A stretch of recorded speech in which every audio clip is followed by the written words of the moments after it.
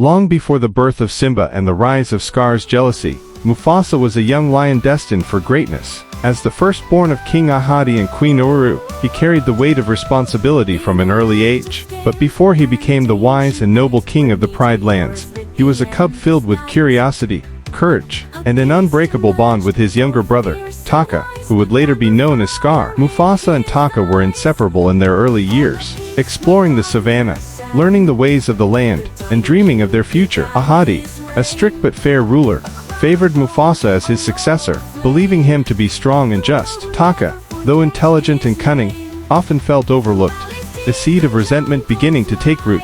One day, as part of their training, Ahadi took his sons to the edge of the Pride Lands, where the territory met the outlands. He taught them about the circle of life, the delicate balance that must be maintained between predator and prey. Mufasa listened intently, eager to embrace his future, while Taka asked difficult questions, challenging the natural order. As the years passed, Mufasa grew into a powerful and respected lion, earning the admiration of the pride. He developed his leadership under the watchful eyes of the great kings of the past, guided by the wisdom of Rafiki, the Mandrill shaman. His courage was tested when a severe drought struck the Pride Lands, pushing him to make decisions that would shape his reign.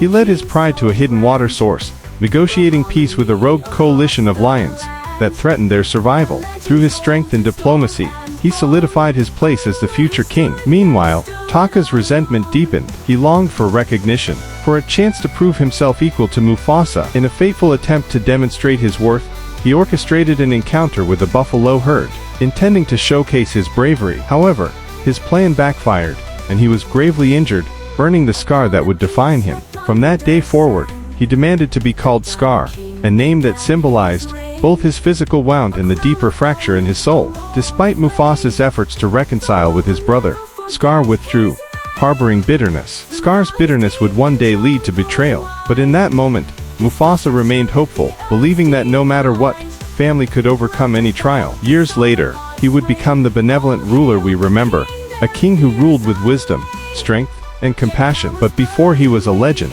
he was a brother, a son, and a lion who once dreamed under the same sky as the brother who would ultimately betray him.